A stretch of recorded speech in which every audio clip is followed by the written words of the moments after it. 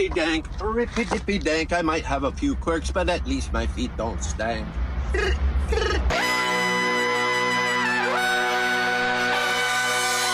Welcome to No Dunks here on the Athletic Podcast Network, where today we will discuss Russell Westbrook, how his Hall of Fame career could have been a little bit different if this happened, or if this happened, or if this happened. It's called What If, Russell Westbrook. To talk about it's the man in the middle, Trey Kirby. Hey-o! Hey-yo! And of course, the man always making the magic happen, it's JD. Hello. What's up, JD? I'm Tess Mellis, and I've had a fixation with Russell Westbrook since he got dealt to the Denver Nuggets, which is probably going to be his last attempt in a rotation to win a championship. Because then I thought back, why didn't this guy win a championship? He's done a lot in his career. He's achieved a lot, MVP and all that. But what if this happened? What if this happened? What could have been, right? Westbrook's career is just, it's interesting. You're saying he's not winning a title this year. You're saying it's done for the Nuggets. No, I'm saying there's a chance. Oh, okay. Yeah. But I mean, as a number one guy. Now he's a number 8 guy, number 9 guy. Yeah, he's just a helping hand around here. But yeah, it's pretty interesting to be going and looking here at Westbrook's career. Derrick Rose just retired today. They came into the draft the same year. Rose the number 1 pick, Westbrook the number 4 pick. They obviously had really highs in their careers. Both suffered a lot of injuries. Both never got a title. But Westbrook, he's still playing. He's not the Westbrook he once was, but we'll see what he does with the Nuggets this year. But yeah, we're getting to the end, and it's crazy going back and watching all this stuff. Like, for me, Russell Westbrook is a player who's played his entire career in the HD era, high definition, but you go back and watch some of his earlier clips, surprisingly grainy, I would say. It is surprisingly grainy. Yeah, if you're following along with YouTube, prepare for a little grain as we'll roll some of these clips as we get through the what if moments, because as you said, coming out that early, he ascended very quickly. And when we get to our first topic here, you'll see how fast that was and how high it was and then how fast it came down. Because our first topic here is what if Patrick Beverley didn't run in to Russell Westbrook's knee? What if Patrick Beverley didn't hit Westbrook's leg? Because this was 2013, the playoffs, year 5 for Russell Westbrook. Westbrook had not missed a game to that point, which is really incredible when you think back. He played 439 consecutive games to start his NBA career. All his regular season games and his playoff games. And then 2013 is an important part of the history here because OKC in 2010, first round exit in the playoffs. 2011, conference finals. 2012, they made the NBA finals, lost to the Miami Heat. So the next year, will that ascension continue? It was the first year that they won the 1 seed. Only time Russ and KD ever won the 1 seed in the Western Conference together. So here they go into the playoffs, and Westbrook lasted just 2 playoff games in a 1-8 matchup with the Houston Rockets. Game 2 of round 1, Westbrook bringing the ball up, calling a timeout in the second quarter, and Patrick Beverley basically gets that knee. I don't know what to call it. I heard Matt Devlin on the call say it was a side swipe of Westbrook's knee. I've read Ben Golliver say it was a lunge. I called it a hit here in our lower third. What if he doesn't hit Westbrook's leg? Because he definitely goes after the ball. And Westbrook takes his leg and moves it in between Patrick Beverley and the ball. So if he didn't do that, then the knee doesn't get hurt. But it is a bit dirty because you know that he's just calling a timeout. You know he's calling a timeout. So what's the point of going after that ball? And that changed everything. He stayed in that game, but he missed the entire rest of the playoffs, and then we'll get to what had happened the following season as well. Yeah, I watched a secret base beef history about Russell Westbrook and Patrick Beverley. Obviously, this is the start of their career-long beef. I didn't realize that this was Patrick Beverley's first career start. He was a rookie this season. This is the first game he started. You know, he came in, I think, like halfway through the season and really helped energize that Rockets team, which I think was the first season James Harden was also on the Rockets, having been traded after the finals with the OKC Thunder. Secret Base called this a timeout attack, what Beverley did to Russell Westbrook, because there's no reason for it, but he's also a rookie in the NBA. That's what we've seen has become Beverley's hallmark is playing to the whistle, sometimes playing after the whistle, some maybe extrajudicial things. Is it a dirty play? It's a dirty result. It's at least a reckless play. And then crazily enough, like this kind of thing keeps happening with Westbrook and Beverley. You mentioned Westbrook stays in the game. This happens at the end of the second quarter. He comes in, they get into it basically right after it as well. Westbrook goes on to score 16 points in the second half of this game, finishes with, I think, 29, and he did it all on a torn meniscus. Like you said, he was in the midst of the NBA's longest active consecutive game streak, and it stretches even farther back than that because he played every game of his college career. Didn't miss a single game in high school. So this is the first game Russell Westbrook Game 3 would be the first game he ever missed. So pretty crazy stuff. It is crazy. Considering Westbrook's career up to that point and Beverley's career from that point on. It is. Didn't miss a game in high school, didn't miss a game in UCLA. Then this happens. It's a timeout attack, I guess, but it is OKC rising into the 1 seed for the first time. So after they went to the finals, they expected that they'd have a home series in the conference finals, but that doesn't happen because Westbrook goes out. Despite playing the rest of the game, he goes out and misses the rest of the playoffs.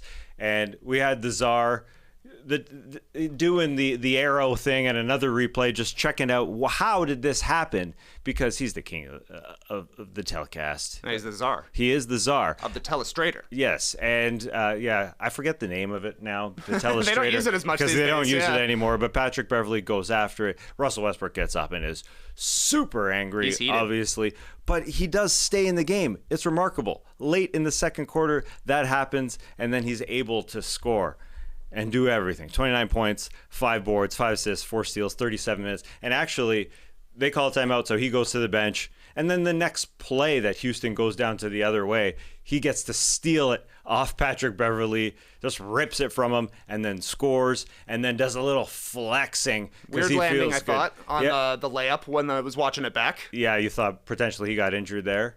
Well, I'm sure at the very least it just didn't feel good.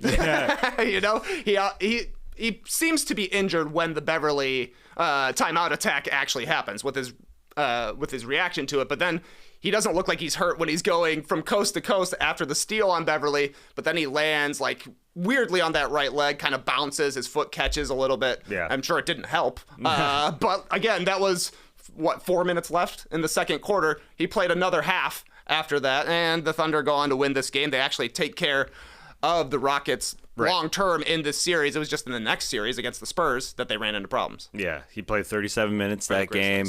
Right, it was the Grizzlies, and it ended up being who they played the next year. They got a little revenge because they beat the Grizzlies after losing them in 2013 and then losing to the Spurs. But this just hurts when you look at how things could have been for OKC again after reaching the finals the year before. Reggie Jackson has to take over the starting spot. Reggie Jackson, young Reggie Jackson has to take over the starting point guard spot. That obviously didn't go very well. His first playoffs of his career. And yes, it's a great beef when you look back. Westbrook and Beverley hate each other. They hate each other even more further on in this game. They just couldn't stop getting into each other's faces and bumping into each other. Beverley, if you're watching on YouTube, bumps Westbrook at another point. Westbrook ain't having the help me up thing. He said, no, don't you dare reach your arm out. I know you're a little bit dirty. As you said, this is Beverley's first playoffs in his NBA career. That's kind of something I totally forgot about because he went and played internationally for a few seasons, came back, and this was his first run in this odd Rockets team. Because you said Harden left OKC. That's his first year with the Houston Rockets. Jeremy Lin started every game for the Houston Rockets that season. They've got Patrick Beverley. It's Chandler Parsons on that team. Just an odd team that caused Westbrook to miss, the first time of his career after an incredible year for OKC. As I said, the only 1 seed in the KD and Russ era, 60-22. The most wins to this day, any season for Oklahoma City, period. That was a great year, and then it came to that ending, unfortunately. I think the Thunder had a chance that year. They went into the Grizzlies series in the second round, and you could tell that they were missing Russell Westbrook because they got young Reggie Jackson and old Derek Fisher are basically their point guards now that Westbrook is out and Harden is playing for the other team. Thabo Cephalosha Kendrick Perkins, Nick Collison still playing big minutes, and you're like, wow, this team was supposed to go on to the finals and beat the Miami Heat, who were in peak LeBron era. They'd won 27 straight games this season.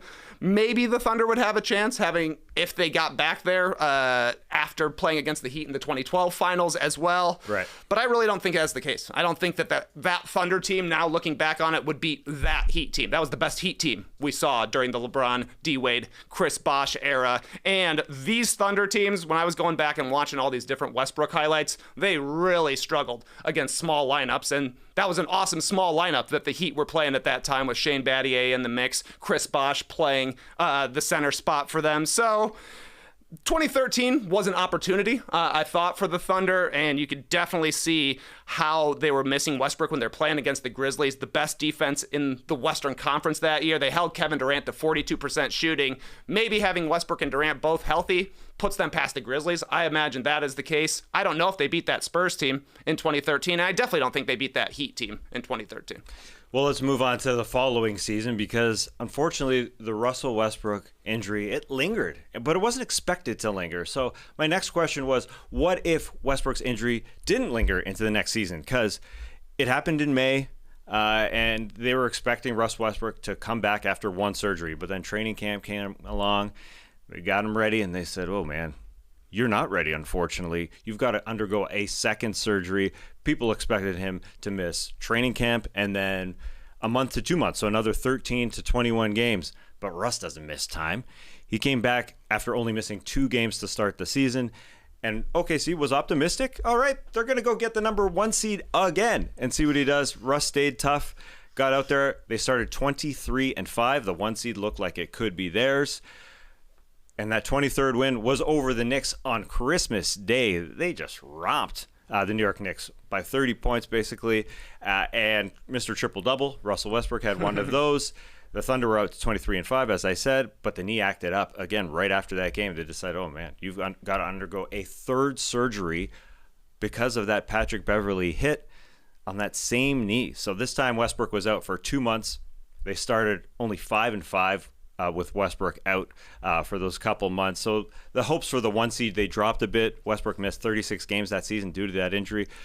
On the other side, though, Durant got hot because of Westbrook's absence. The numbers are ridiculous. When you looked at Kevin Durant's numbers with Westbrook down, Westbrook was out the entire month of January. Durant averaged 35.9 points in January.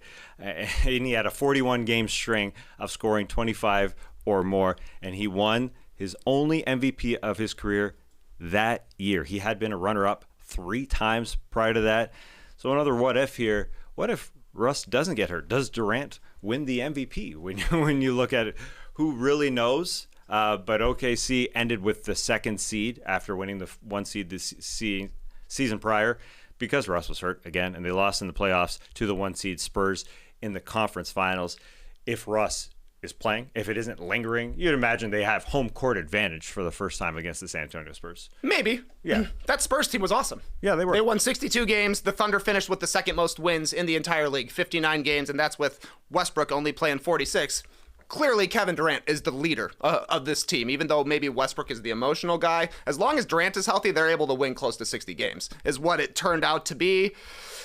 Westbrook is back, though, in time for the playoffs. Mm-hmm. And the Spurs just kind of had Westbrook's number. In 2012, when they met in the playoffs, they held him to 37% shooting. In 2014, this year, the Western Conference Finals, 41%. They would meet up again in 2016, 38% for Westbrook in the playoff series against the Spurs. They just know how to guard him, because the Spurs were happy to give up mid-range jumpers at that time. They've got big guys at the rim. They're going to defend the three-point line. Westbrook would kind of go a little bit haywire.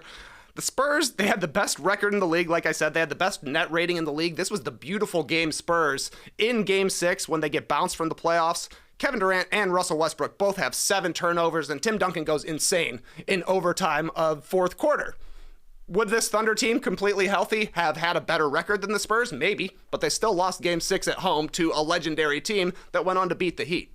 Yeah, it wasn't an odd series against San Antonio because it started with other guys being hurt. Serge Ibaka was hurt for the first 2 games that they lost. He comes back, and they start to win some games, but they did lose Game 6 in an overtime game at home where Russ didn't shoot all that well. It's just a trickle effect of the previous season where things were, again, ascending. In OKC world, things are right. We're the 1 seed, and we go to the finals, 1 seed the following year, and things start to descend, and things just don't go perfectly because of multiple injuries. So you start to think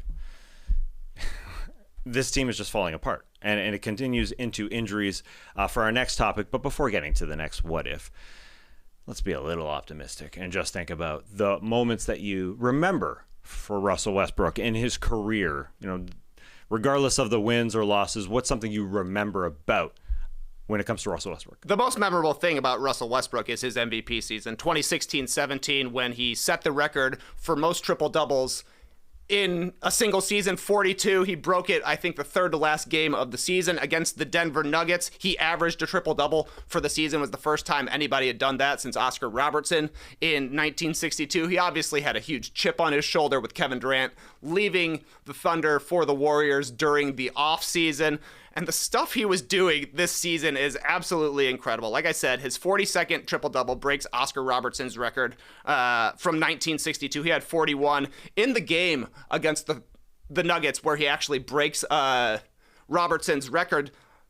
The Thunder are down 14 points with 5.5 minutes left in the fourth quarter. He breaks the record. He gets his 10th assist, I think, with about 3 minutes left. Westbrook scores the last 15 points of the game for the Thunder to get the win. 50 points he finishes with, 16 rebounds, 10 assists, tying the record for most 50-point triple-doubles in a season. He had 3 triple-doubles with 50 or more points that season. And then he ends things by hitting a game-winning buzzer beater from 36 feet. Insane uniforms for both teams here. The Nuggets are wearing like their Marquette version of their rainbow jerseys. The Thunder in completely orange. Westbrook just catch, shoot, rises up, knocks it down from 36 feet, and the celebrations are insane. Like, Westbrook likely already had the MVP wrapped up by this point, averaging a triple-double for the entire season, but when he hit that shot, that was really the MVP winner there. I went back and checked the shot finder data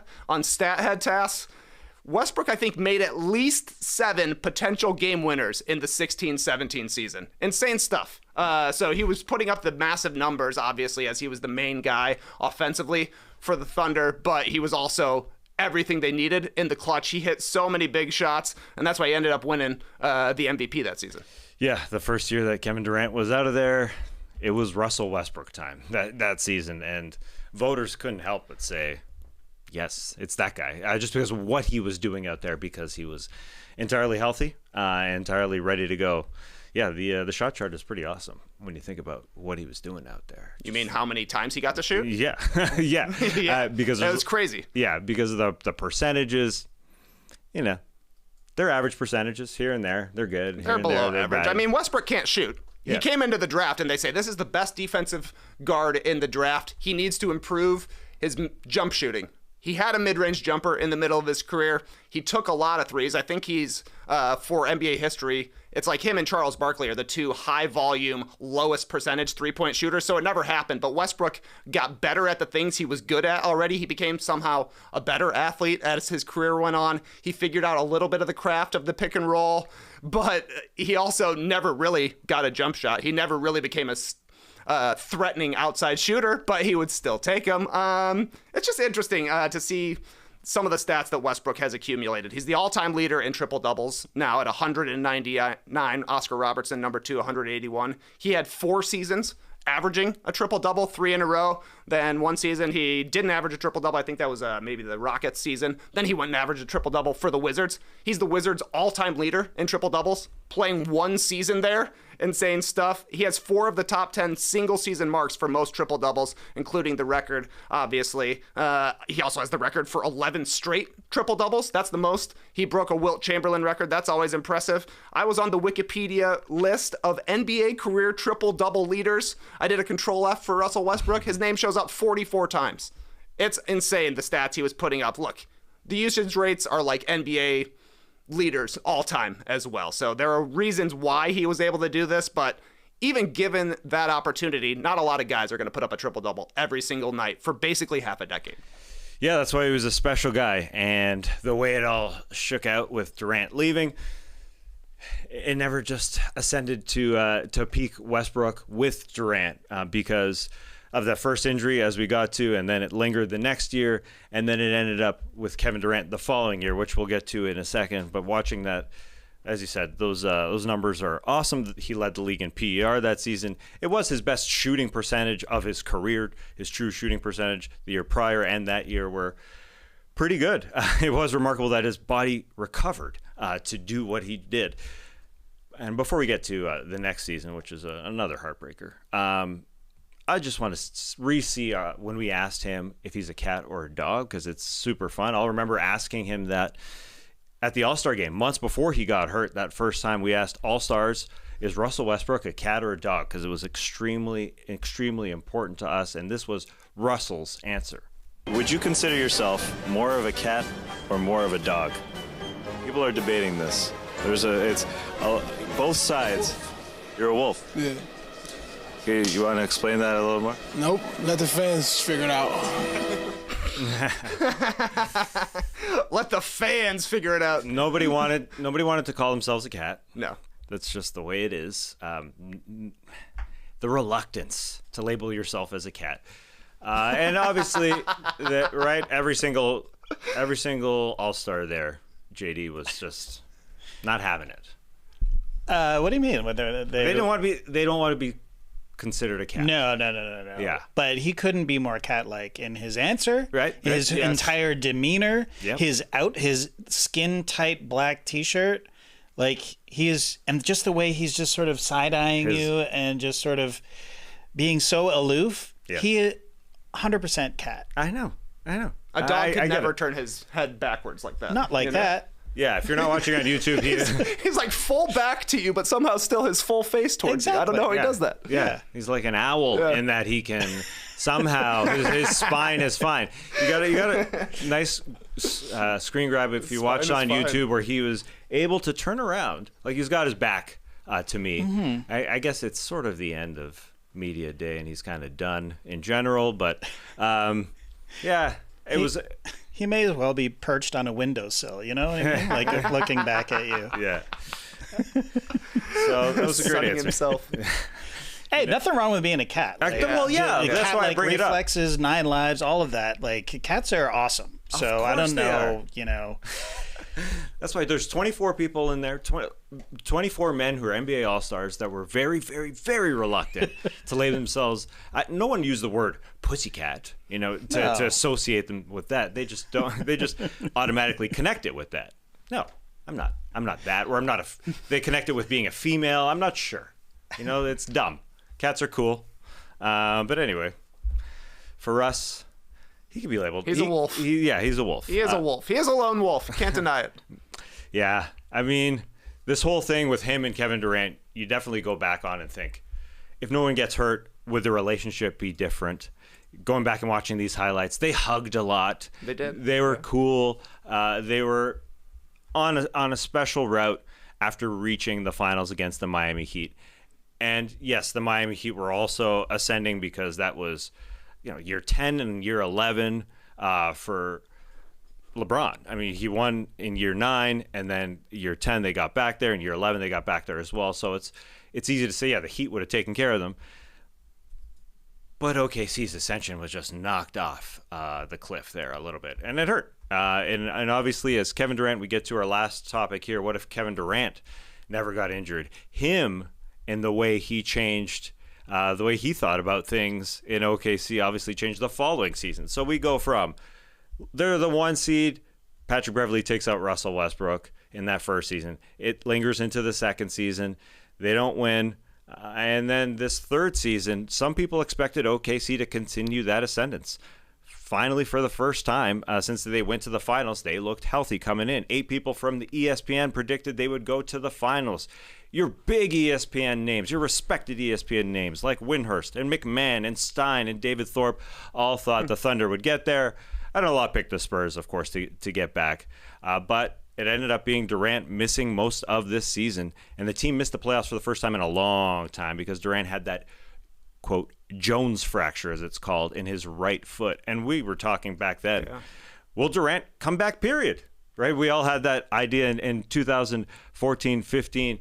A 7-footer, yeah, he's 7 feet. A 7-footer hurting his foot like that, will he be able to come back? Especially with the way that the season ended for Durant, because it was in February. He had a second surgical procedure on his right foot, and he was listed as out for just 1 week. And then Sam Presti said a month later, he's indefinitely out for a while. And then a week later, he said, you know what, he's out for the season. So it looked pretty bleak that he played just 27 games. Yeah, OKC was 18-9 when he played.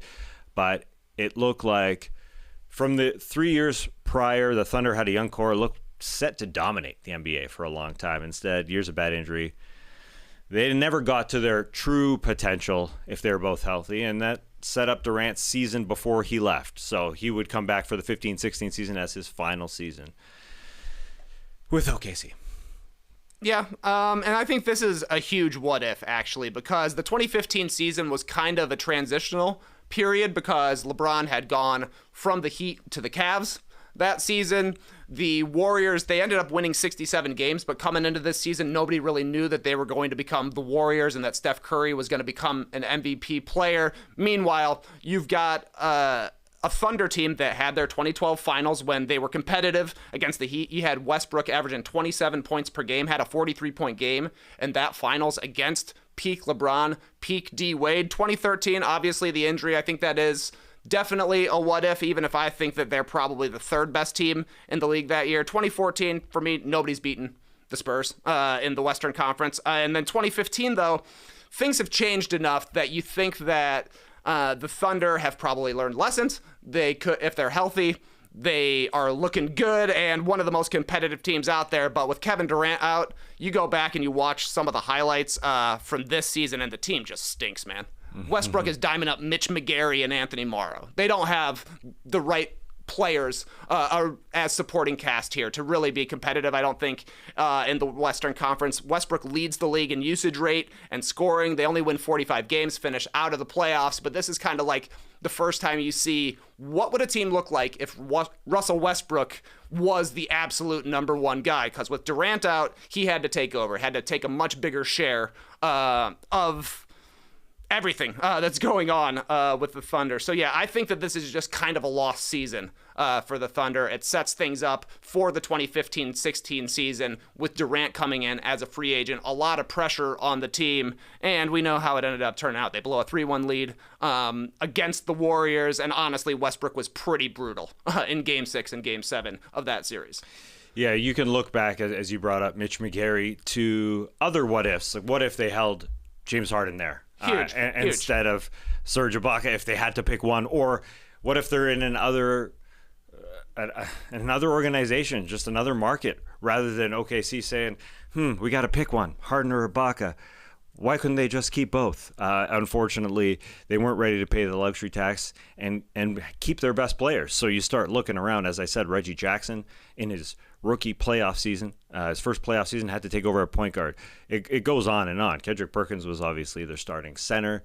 They brought in Derek Fisher to try and shore up the point guard spot. It's endless when you look at the supporting cast and whether or not they could have and should have kept their stars, because it would have been different. Well, they could have and they should have. They could have kept Harden. It was like a less than $10 million difference on the deal that they ended up having to trade him. They did get some decent pieces out of it, like Kevin Martin became important for the Thunder. Steven Adams is actually huge in the 2015-16 season. Like, the interplay between Russell Westbrook and Kevin Durant, a huge part of it, I think, is because Steven Adams is setting a screen either for Westbrook or for Durant. They're actually working off each other a ton, because early in their careers, it was definitely your turn, my turn. Like, Westbrook and Durant were buddies. They were rooting for each other, but like you watch it back, it's like, I'm ISOing. Now it's your turn to ISO.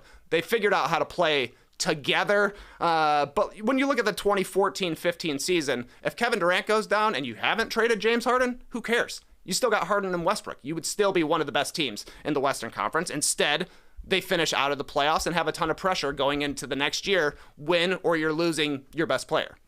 Right. Yeah. It helped naturally that Steven Adams grew into that post-finals team because it was Kendrick Perkins starting and Steven Adams was just starting as a youngster. But Steven Adams was fantastic with that team. He would just fit so perfectly if they had Harden there. Of course, they should have. But they obviously financially couldn't convince the owner to do it, and that was the problem. It's all about money in this case, because James Harden obviously grew and wanted a bigger role, and that was a huge part. He was coming off the bench for the team that went to the NBA Finals, and he wanted to change it. And Daryl Morey was there to say, "All right, why don't you come be our star?"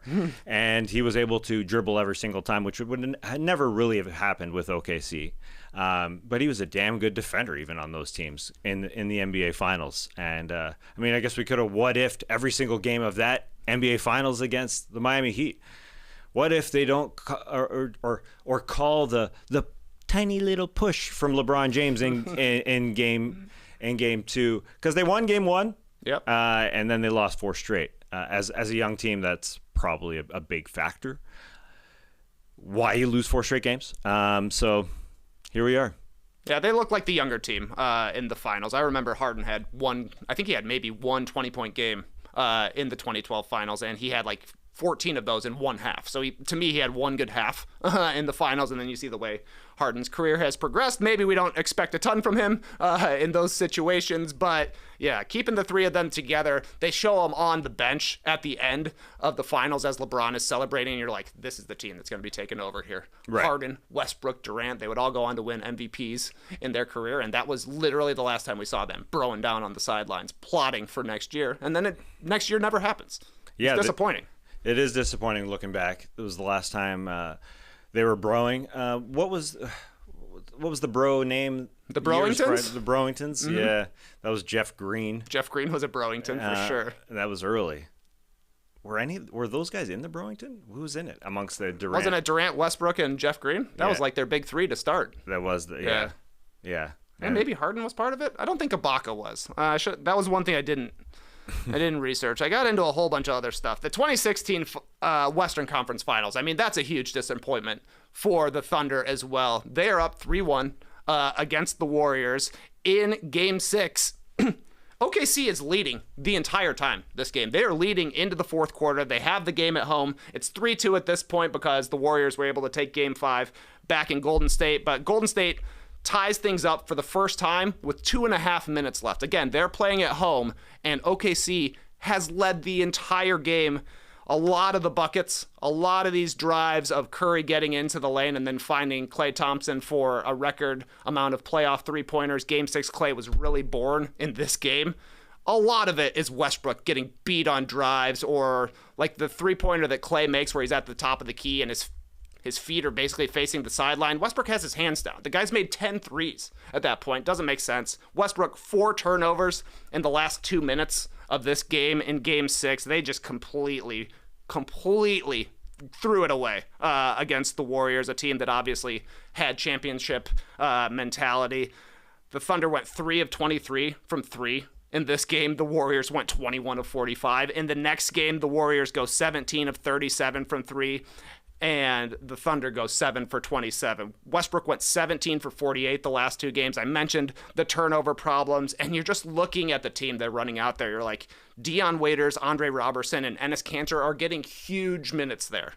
So right. If your stars aren't playing great, Westbrook was kind of going a little overboard, I thought, in both Game 6 and Game 7, and then you've cheaped out on the supporting cast. Like, you get what you pay for, and that, unfortunately, is what happened to the Thunder, because they should have won this series. They had the Warriors beat in the series, and they had the Warriors beat in Game 6. Right, and then it results in Kevin Durant leaving. And you can ask, what if Draymond Green didn't have Kevin Durant's cell number? Because he was continuously texting him the last few months of his career with OKC and saying, hey, why don't you come on over to Golden State? And he did.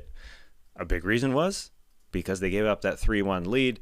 And it was very difficult, I guess, for Kevin Durant to say we're ever going to win, because it just felt like, again, they went up, reached that finals, and then seemed to descend after that.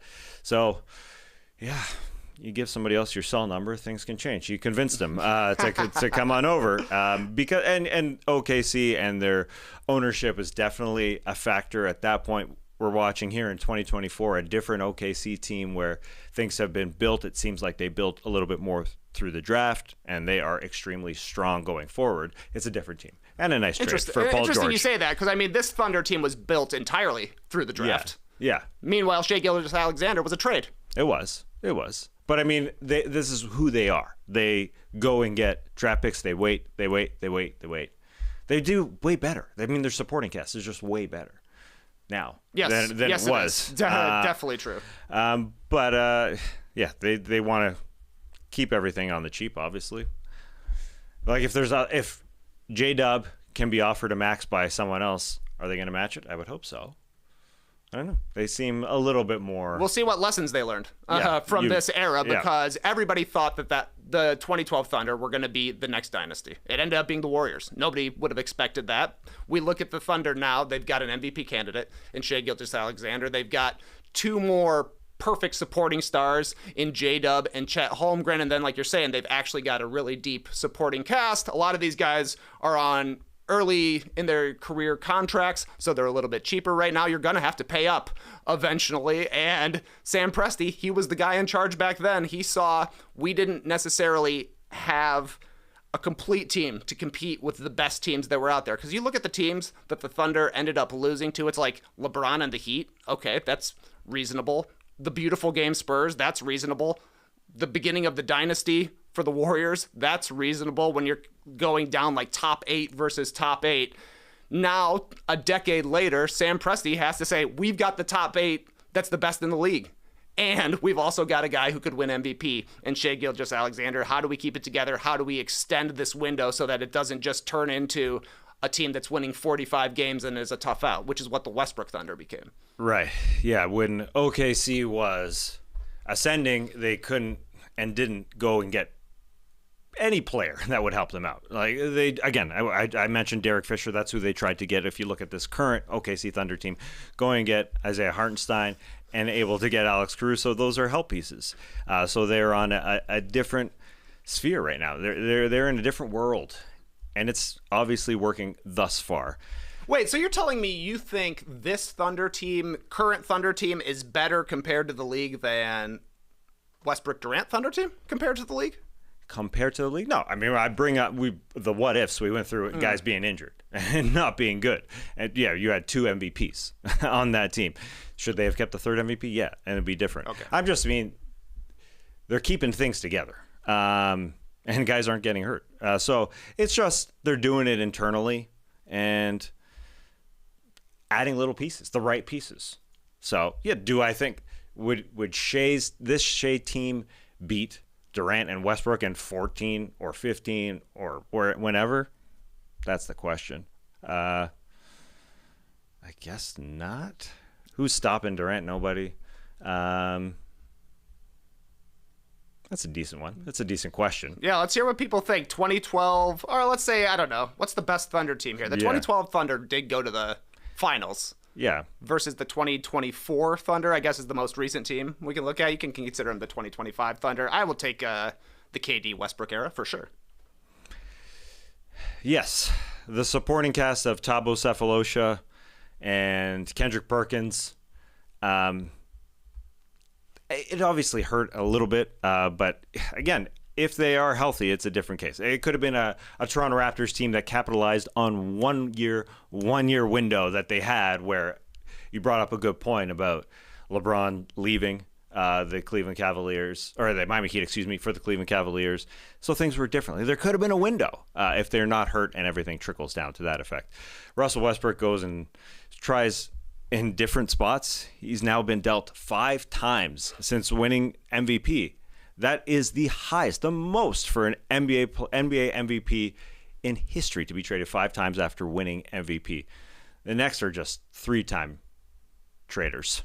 Current guy, James Harden, and then some oldies that were Who've been traded that many times after winning MVP. Yeah. Oh, Shaq.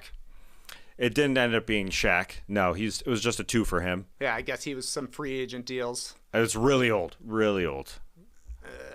MVP who got traded a lot, Moses Malone. Moses Malone is one of them. That's a good call. And a guy who's always forgotten about. Bob? Yes, Bob. Big Bob Pettit? Big Bob. No, another Big Bob. Bob Lanier. Nope. Another Bob McAdoo. That's the one. There we go. Nice. We always forget about Bob. You can just guess a Bob. Yeah. There'll be a power forward named Bob out there somewhere. Yeah, I mean, James Harden and Russell Westbrook were tied at 3, along with Moses Malone and Bob McAdoo, but Russ keeps on getting traded. He went to the Rockets, went to Washington, went to the Lakers, went to the Clippers, and now with the Nuggets here. A lot of teams after this OKC run, but I do think this is a legitimate chance for him to win an NBA title. And I wonder if they just brought him in because there's going to be guys in the starting lineup saying, that guy on the bench, he's never won, to be their sort of that motivator, and also just to be a little bit Russ-like, a little cocky, a little bit, hey, that is an attitude we need, because they lost Bruce Brown 2 years ago. They've obviously lost KCP as well. There's going to be a lot on Christian Brown's shoulders as the starting small forward, as a young guy who's going to take KCP's role. But Russell Westbrook and just that attitude, that's going to be important to this team. And you still think it's beneficial, Westbrook's attitude? What do you mean? Well, I'm thinking about the Clippers last year. He agreed to come off the bench. He was a good vibes guy for the team. His effort, his athleticism, the attitude he played with was beneficial during the regular season when people aren't always locked into the games, and playing like Westbrook can still have an effect. Then he gets to the playoffs and his attitude is the same. He plays the exact same way, and it's brutal. And he hurts a team like the Clippers, even though he's coming off the bench. I don't know if Westbrook's mindset for the game is beneficial to a team even like the Nuggets, right? Like, they do need a little bit of athleticism, a little bit of I'm taking over from somebody else besides Jokic and Murray, both guys who let the game come to them. A lot of the times I think Westbrook will go out and take the game, but unfortunately sometimes Westbrook goes out and takes the game.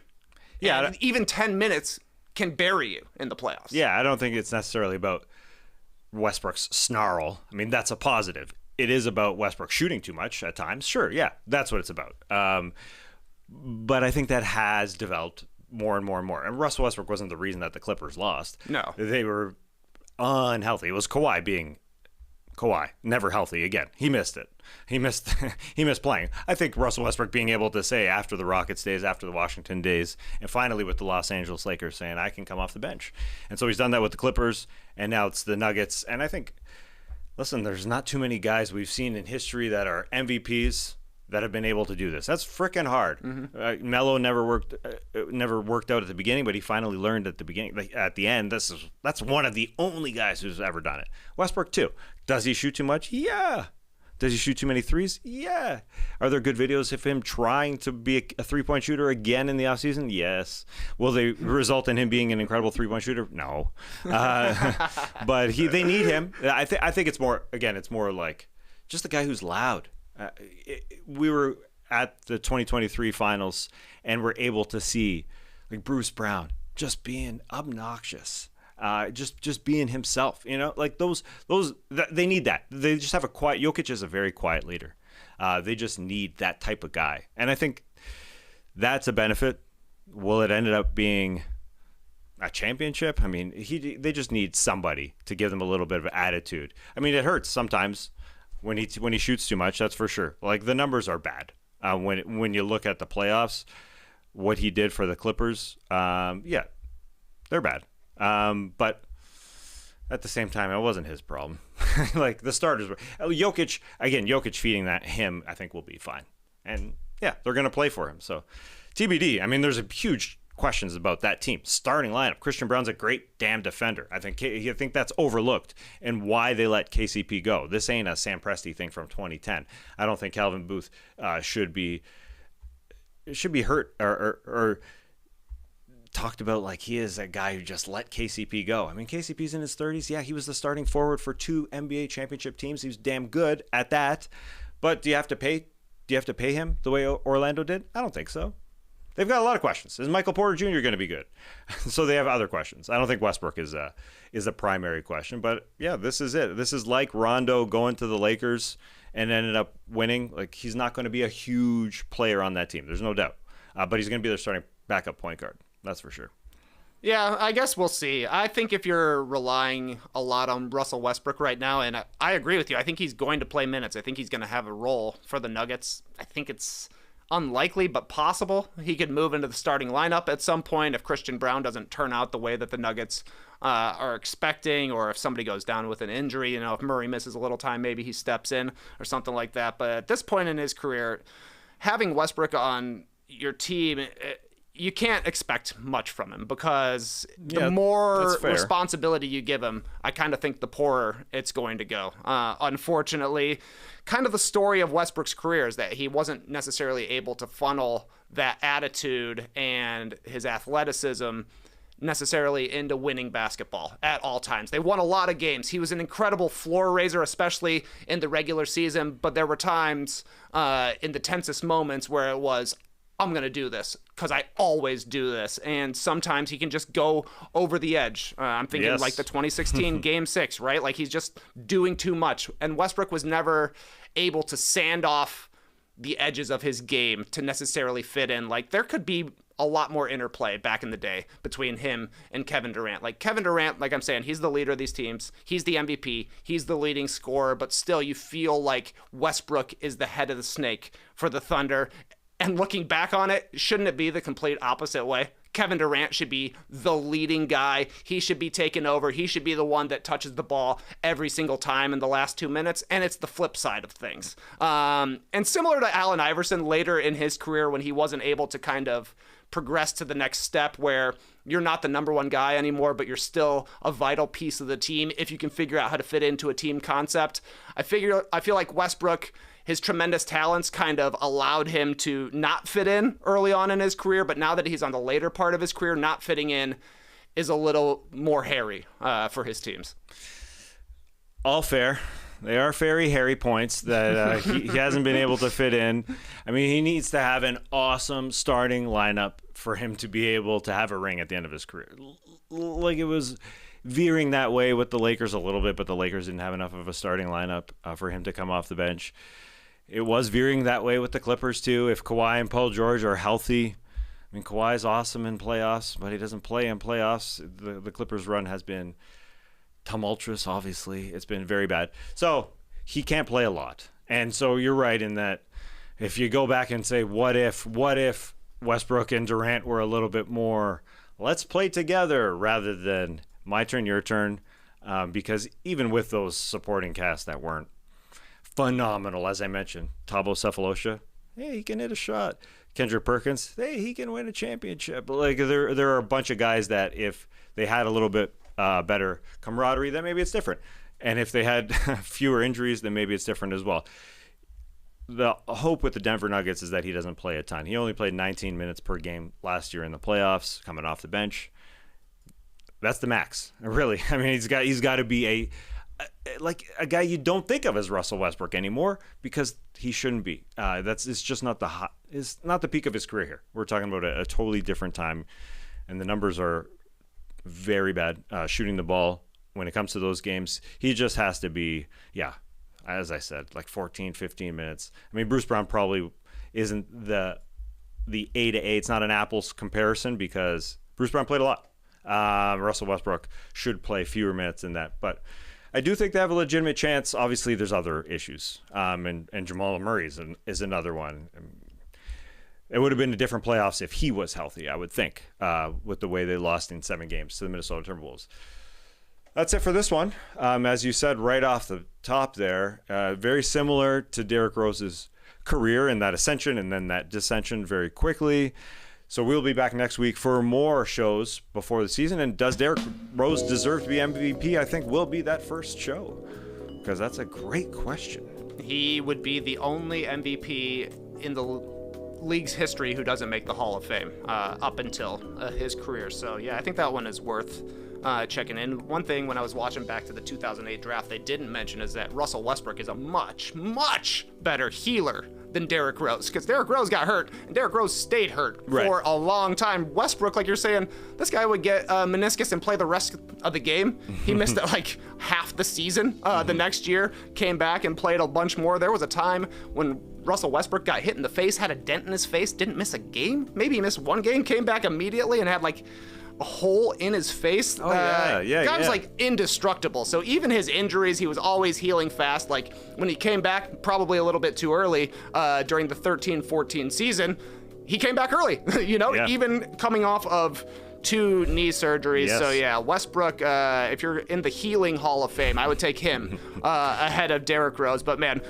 things I'll tell like my kids about Westbrook, or I do actually have kids right now, and I don't tell them that much about Russell Westbrook. So what I'll tell my grandkids about Russell Westbrook: tremendous player, one of the best athletes that's ever been on an NBA basketball court. Like, you watch the 2012 finals, and he might be the best athlete out there, playing alongside LeBron and D Wade in the primes of their career. He looks like a different guy. He also is he's got to be one of the guys in the top 5 for playing hardest, because it doesn't matter if you're playing against the Bucks in February, the classic scenario, a Tuesday night in February in Milwaukee. Westbrook is giving you Game 7 of finals energy, just like he would in Game 7 of the finals. The guy plays hard. He leaves it out there on the court. You never question his effort. He's going to be out there. He's going to do everything he can. Sometimes he goes a little haywire, but still a super fun player to watch, and quite the career, the ups and the downs, the records that he's put up. Like 4 triple-double seasons has become underrated because Russell Westbrook had so many triple-doubles. People got tired of it. Right. They're like, stat padding rebounds. And a little bit of that is true, but they also needed it, because who else is going to score on that team? Sometimes their best option was Westbrook, grab the ball off the board, bring it up and shoot a layup. Right. The comparison to Derrick Rose is just strictly because they won an MVP, but they didn't win it all and got a little injured. But yes, same draft. They were very, very similar players. Rose was better, but he got hurt and stayed hurt. And stayed hurt. Yeah, very different. Unless Russell Westbrook had a dent in his face. I remember that. I guess that was like, did they use like the suction cup thing that you use on cars, like a plunger? Yeah, exactly. Maybe to get a dent out. Anyways, we will talk about Derrick Rose and whether he deserves to be in that hall. We will talk about that. Make sure you're subscribed. Also, make sure you're commenting. Let us know how you're feeling. Also, make sure you leave us a review on any podcast platform. Speaking of podcast platform, check out No Buffs that you guys will be recording later on today. Episode 2 recap from season 47, which was also exciting. Also, a very outwardly just talking type of guy. Is there any comparison to Russell Westbrook with the character who I guess I won't spoil it, but there was a character out there. Tessie. Yeah. There's a character who talked a lot. No spoilers, and some people didn't like him. We're losing some favorites early on, I feel like, in this season so far, JD. What do you think? Oh, 100%. Yeah. 100%. Yeah. Disappointing for us viewers, vote outs, just because these were a couple of characters coming into the season we thought we were going to like. But tune in. What time do you want to go, JD? 12:30? Noon? Sure, yeah. Let's go 12:30. 12:30 p.m. Eastern. No buffs. Yeah, right. But just hit the little bell, and if we decide to go early, we'll go early. Appreciate it. Maybe we can just keep this song going, because we've been letting it go for a long outro. Well, you said we're wrapping it up, so I hit the music. No, I'm not disagreeing with you. Trey started talking about Russ. Yeah, I had to. You got to talk about Russ. Gotta tell my grandkids. You got to tell your kids about it. You don't have to tell them anything. Just play that clip. Tell your kids about Russell Westbrook? No. Teach your kids about Russell Westbrook, man. Show them some highlights. They won't believe how fast this guy is. Yeah, and that's why I wanted to go back. Look, we're going back a decade. That's a long time ago. And Russell Westbrook he was on top. Things were different then, until Patrick Beverley. He lunged, or he sideswiped, or went and hit that knee. Okay, song is over. Clipper Bros. You heard it here first. Have a great time. Turn up. Love you guys. Awesome. Thanks for joining us. And remember, Russell Westbrook used to wear glasses with no prescription. Why? why not? Haha, great, why not? Great, why not? I bought those why not shoes that he had because why not?